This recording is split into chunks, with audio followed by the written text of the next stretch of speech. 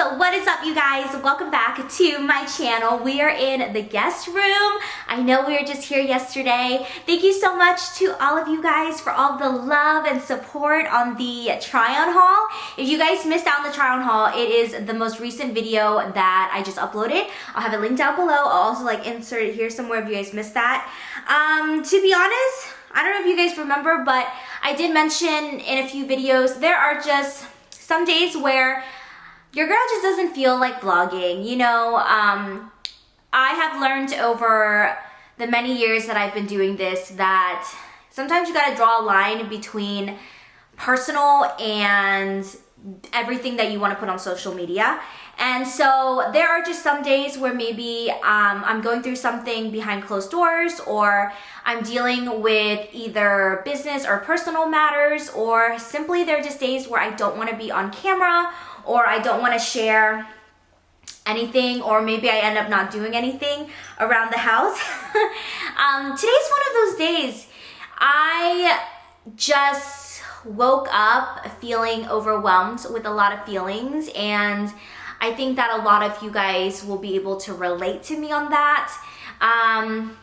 You see, it's even like hard to talk about, but you know, sometimes mentally, for your mental health, you have to be able to put yourself first and say, hey, today's a me day, and today is one of those days for me.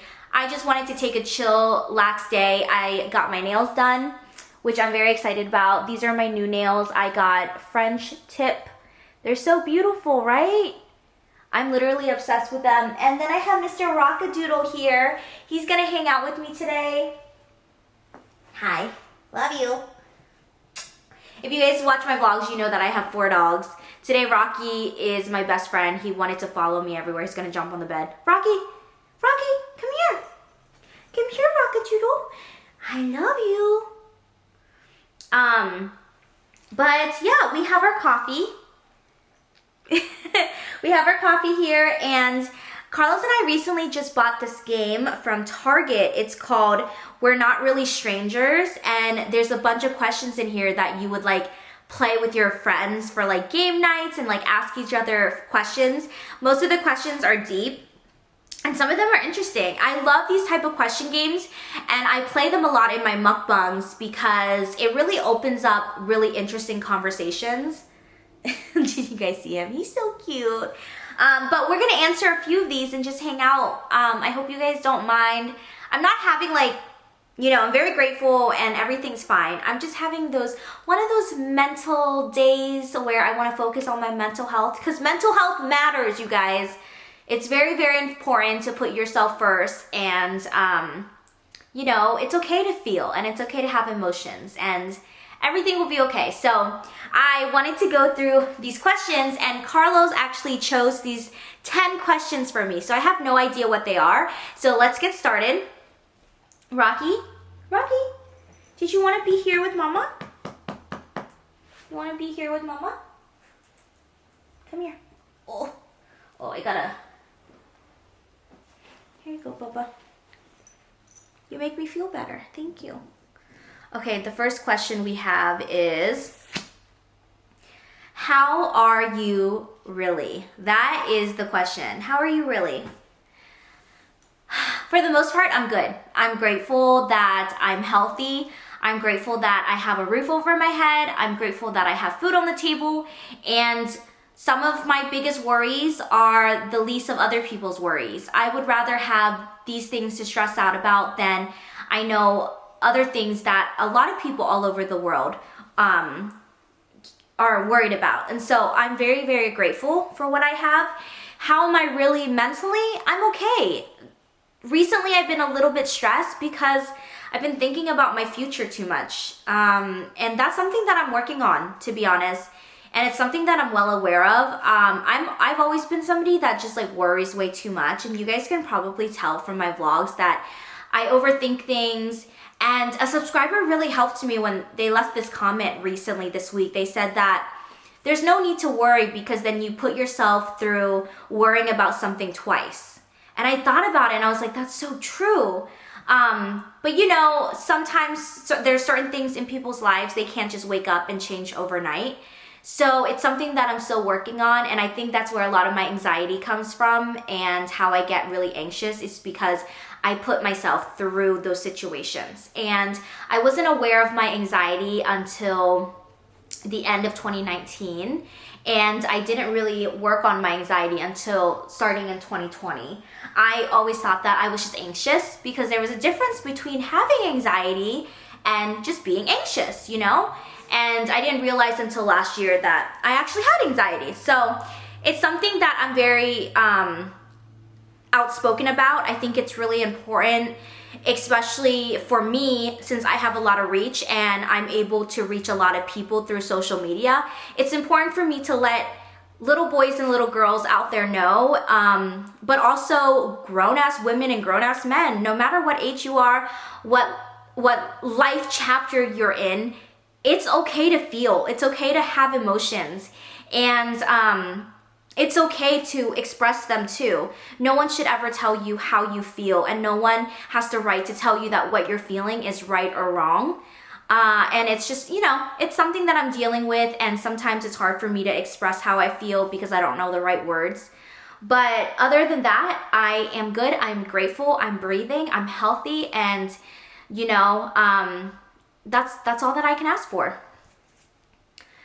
What is the last thing you lied to your mother about? Oh my goodness, what is the last thing I lied to my mother about? I haven't lied to my mom in a very long time. I used to lie to her all the time in high school because she was so freaking strict with me. I probably had one of the most strict mothers ever. I was not allowed out on weekends. If I was able to hang out with a friend this weekend, I wasn't allowed out like the next weekend or the weekend after that. She really limited my like hangout time with friends. She didn't really find it necessary to be out hanging out with friends. She thought that school was priority and that's all you need to focus on. Your job was to go to school and focus on school. There was no excuse for me to be getting C's. And I'm glad that over the years my mom has gotten more lenient, and I don't know if it's because she's getting older and she's just changing her ways, or that I'm getting older and so obviously she doesn't really have as much control over me.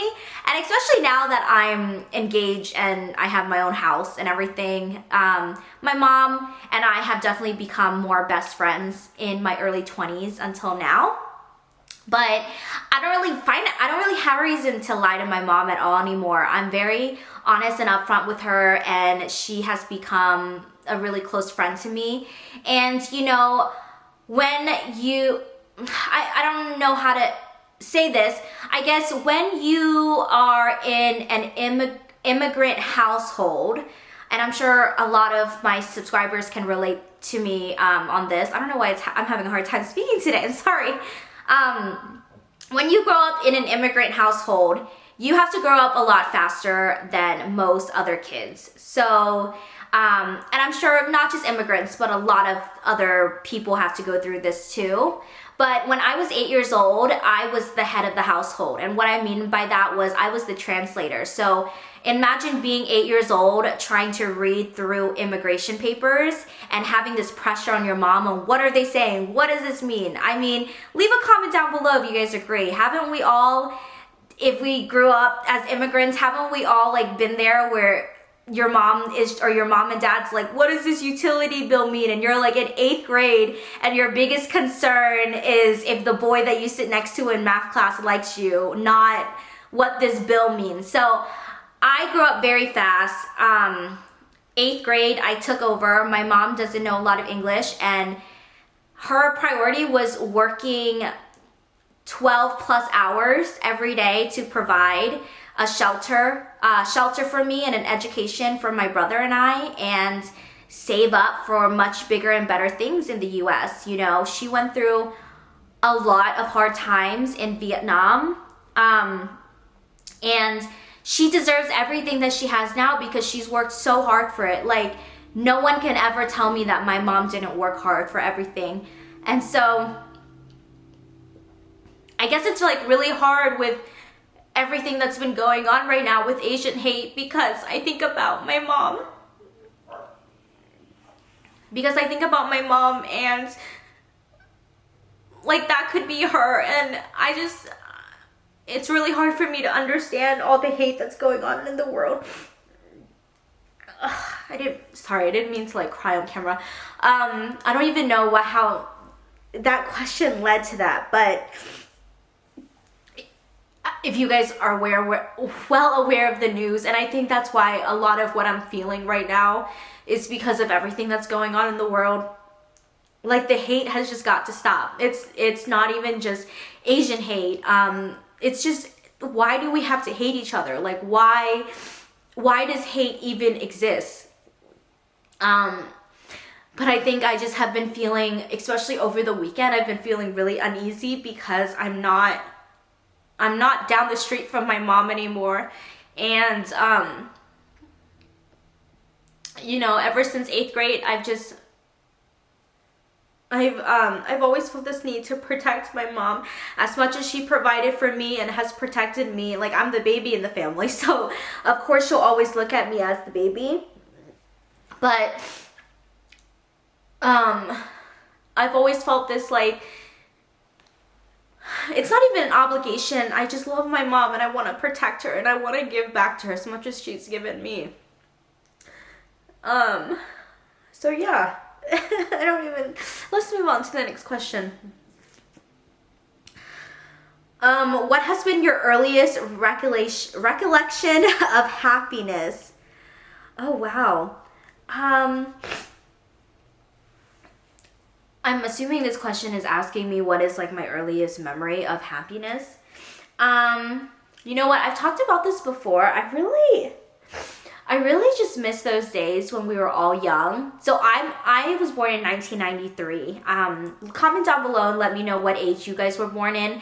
I feel like I have subscribers from all over the age spectrum. I have a lot of people that are, you know, in their senior years and have gone through so much in life, and a lot of people that are the same age as me, and then a lot of people that are way younger. So I never know who's really watching me. But my favorite memories of happiness, just pure happiness, is those days when we were just young and we didn't have a care in the world. Like, I love going on TikTok or YouTube or Instagram and watching those like nostalgic videos and things from like the 2000s, like when we grew up with CD players. And I remember, like, I had this yellow CD player that I would take on the bus with me. And I remember at the time they had just came out with like the iPod, and all of the kids had the iPod, and I was there with my CD player. And I remember before my mom bought me my own CD player, I was borrowing a CD player from my friend. And I remember I would ask her to borrow the CD player for like a few days, and I would like give it back to her. But then we would like burn CDs, and like there were like limited too and juicy things that... Those are the good old times. I just feel like life now is so much different. And obviously it's different for me because I'm like grown now. I'm like almost 28 this year. But I just feel like kids these days, I look at them and I'm just like, damn, when I was your age, I was out there doing something. Like, I wasn't stuck on my phone on social media, you know? So those are the memories that I miss the most. What are you still trying to prove to yourself? So I'm very hard on myself, and I don't know if it's something that you guys notice, but I know that people in my life know. Like, obviously Carlos and Michelle and Brooke know me so well. I am somebody that I am a go-getter. Go-getter? Goal-getter. Not gold. I'm not like a gold getter. If I have a goal, I do it. I don't hesitate. I do my research. I figure out a way and I try it. I don't hesitate. I take risk. I shoot for the stars. I don't really have fear when it comes to that. Do I get scared? Yes. But these challenges and these things that scare me they're adrenaline. They make me very excited. I really have never been scared to do anything. I've always still done it because my thing is I would rather do it than live the rest of my life wondering what if, or wasting my time to work my way up there. I just kind of shoot for it.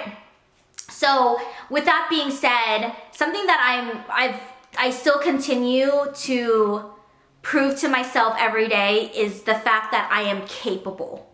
And so I have this saying in my head all the time is, Kim, you are capable. You are capable of doing anything that you want. You are capable of achieving anything that you want. You are capable of the unknown. If somebody can do it, you are capable of it. And I have so many things that I want to do, YouTube being one of them. My thing is, if so-and-so can do it, I can do it too. You know, they put in the work. If I put in the work, imagine what could happen. And it sounds so great for me to sit here and talk about it, right? I'm like, oh my God, you guys are like, oh, she's got her shit together. But that's the downfall of somebody that wants to achieve so much in their life, is that sometimes they self-doubt and they question themselves. And that's something that I am still working on about myself, and I'm still working on with my mental health. And I still remind myself every day that I am capable of doing anything that I set my mind to. I just gotta work really hard for it. And it's gonna be a journey, and every little win is success. Success shouldn't be this big thing at the end.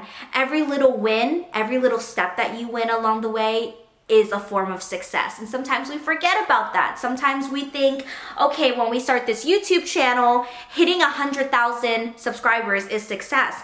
But what about the 20,000 subscribers that you reach, and the 30 and the 40 and the 50? Sometimes we forget about all of our little wins. We just focus on the very big picture at the end. And so one thing that I am working on and I'm trying to prove to myself is, hey, you are successful and you are capable. I think I second guess and doubt myself a lot. And I know I do it because I want to start a business this year, and at this point, I'm just like, this year is going to be the year that you're going to do it. And you know, everything's a learning lesson. There's always going to be fear, but fear is the enemy. It's going to keep you from doing a lot of things that you want in life. And trust me when I say life is too short. Okay, next question. What are you more afraid of, failure or success, and why? I'm not afraid of failure. I've never been afraid of failure. I think that it's a win-win situation for me. Even if I fail, I leave learning something and leave knowing that I already did it. I'm not scared of success either. Success to me is such a rewarding feeling, and I feel like I've done a lot of things in my life so far, especially in my 20s, being on social media, that a lot of people would look at and say that is success. Being successful doesn't scare me. I think that what does scare me is being verbal about my goals, because if I don't achieve it, I feel like all these people are kind of right about me. I don't know. And it goes, I don't know if it makes sense. It goes hand in hand with looking at other people for approval. And as much as I can sit here and tell you in every video, you gotta love yourself and don't compare yourself to others and delete the noise. I'm human, you know? At the end of the day, every motivational speaker out there is still gonna feel these emotions. But that's why it's so important to have such a strong mental ground and know exactly who you are and what you bring to the table. But sometimes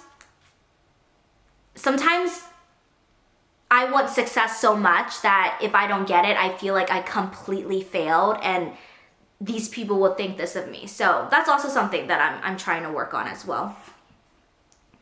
What's your mother's name and the most beautiful thing about her? Oh my God, Carlos must really love my mom, because since he chose these questions. My mom's name is Thuy. I'm like stuttering.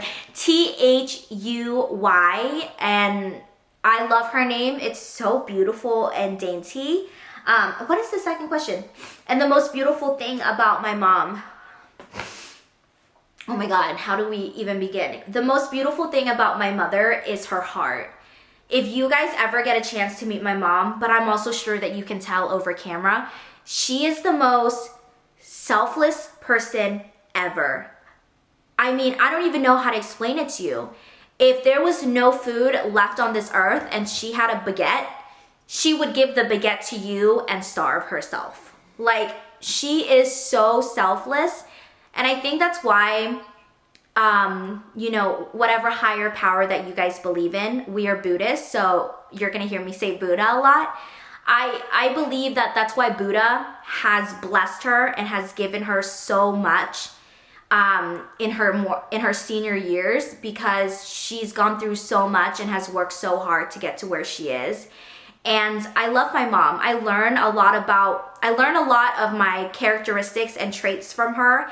And not to mention, she's a single mother of 4 and has gotten to where she is now. I look up to her wholeheartedly. She is my hero. She's my role model.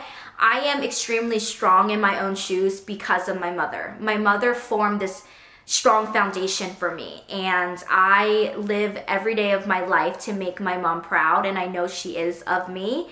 And everything that I do today, I think of her and ways that I can provide for my mom and ways that I can be there for her. And I think that is not only love, but to care for her. The best thing that you can give to your own parents is being able to return that later in life and take care of your parents. What's been your happiest memory this past year? Well, 2021, we're already in March. Actually, March ends this week, which is crazy to me.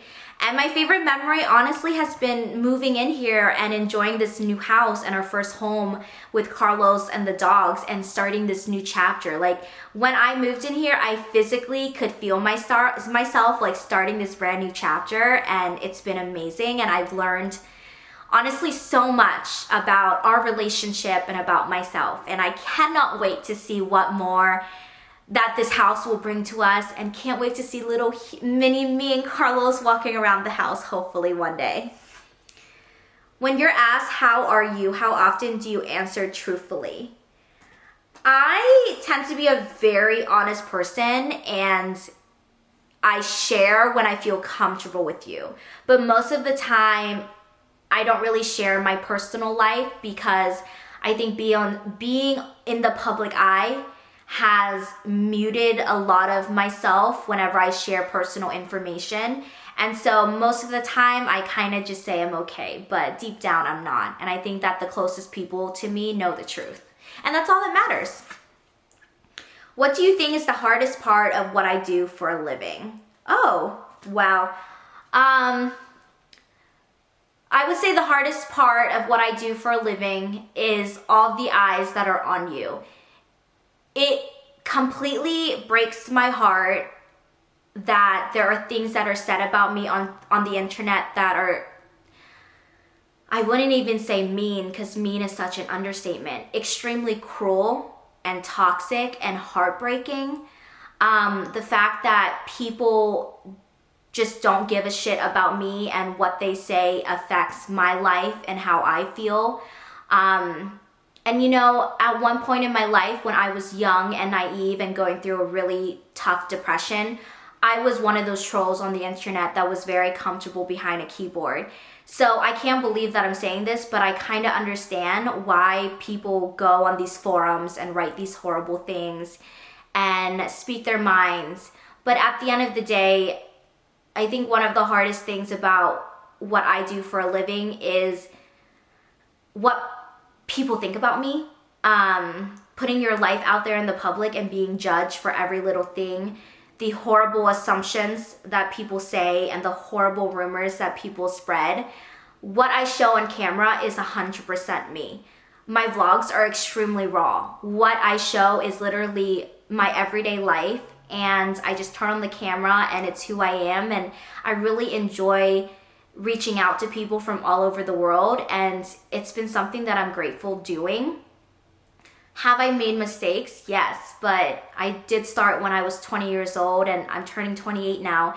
I grew up in the public eye, and it's just crazy to me that I've made the same mistakes that any 20-year-old person would make. But since I'm in the public eye, I get shamed for it a lot more, and I get shamed for it in the public. So that kind of sucks. I've definitely learned a lot about being on social media. It is not an easy thing. There's a lot of shit that people don't see that goes on behind closed doors. And mentally, it has fucked with me a lot. There have been points where mentally I'm not okay and I either go MIA or I stop doing what I love. But one thing I've learned is there's a purpose for my videos. I love what I do and I attract the right person, and my true hardcore subscribers don't deserve for me to be weak and to give up just because some person that I've never met before thinks that they can talk badly about me.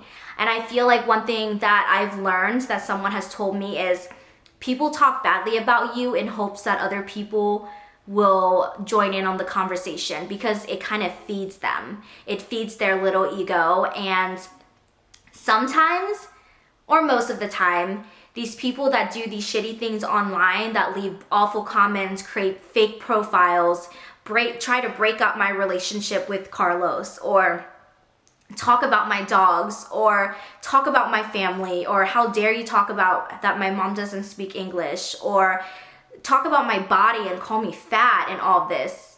It reflects more on you. At the end of the day, I know who I am. You clearly know what life I live, and it reflects a lot on you. And I always tell myself, one day the truth will always come out. And also, if these people were exposed, they would be extremely embarrassed in front of their friends and family that they did such a shitty thing to somebody that they didn't know. So treat others the way you want to be treated. And if you don't have anything nice to say, don't say anything at all. And the last question, what's the most pain you've ever been in that wasn't physical? Physical pain sucks, but if you've ever been in a very dark place in your life, mental pain sucks just as much. And the darkest moment that I have ever been in was all of 2018. 2018 was a really rough year for me, and also the beginning of 2017 when I went to Nectar Island. It was a very hard time for me, and I will probably never speak about that trip, but I will probably speak more about 2018 when we do maybe more in-depth heart-to-heart. But 2018 was a very dark place. I was going through a lot of body image issues. There was a lot of online bullying. I can't express to you the things that people have done. They've gotten my college pictures and have posted it all over the internet saying that I have Down syndrome. People have shown up at our apartment door. People have made up fake Instagram messaging about Carlos and I. People have spread rumors about Carlos and I doing this and doing that. There's just so many things, and there have been so many times in the 6 or 7 years that I've been doing this that I just no longer wanted to be alive. But I would have to say I'm pretty damn strong, and I've gone through it, and I want to be able, I feel like I've gone through every shitty thing in the world doing this for a living. I can only imagine how freaking celebrities go through this, but I feel like I've just gone through it all, and at this point, nothing phases me. The only thing I want to do right now is protect my future children. There's definitely going to be a change when we have kids. I don't plan on blasting my kids all over the internet and having every part of their life be on the internet, because I've gone through it and I want to protect my kids.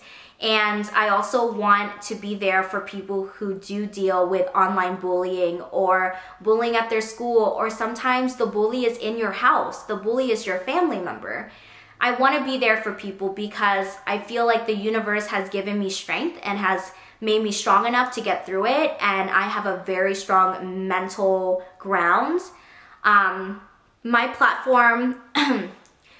My platform is all about positivity, and I honestly want to keep it that way. There are so many people who come to my channel because they want an escape. They want a place to relieve their stress. They don't want to think about work or school or what's been going on.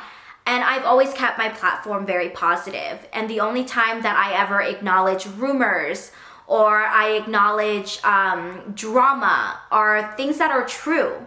Because things that I've made a mistake, things that I've done wrong, I will be the first to stand up and say, hey, I'm sorry, I fucked up. and this is what I've learned from it. I've always been somebody that has said, I'm sorry. Even when I was little, if I did something wrong, I was the first to say sorry because that's how it should be. If you fucked up, you owe someone an apology for making them feel the way that they do. But if it's not true, I won't ever acknowledge it because there is no reason for me to be wasting my time acknowledging people that don't know me, making up rumors about me. I'm gonna waste my time. Not only that, I'm just bringing negative energy onto my platform, and I don't want that from my subscribers that are truly here to have a good time. But anywho, you guys, thanks so much for hanging out with me today and having this chit chat. I love you guys. Leave a comment down below. Let's chat. Let's have a conversation down below and let's get deep. I feel like I kind of want to call this series Real and Raw or something. I'll think of a name. Anyways, I love you. Leave a comment down below, subscribe, like this video, and I'll see you guys back here tomorrow. Bye.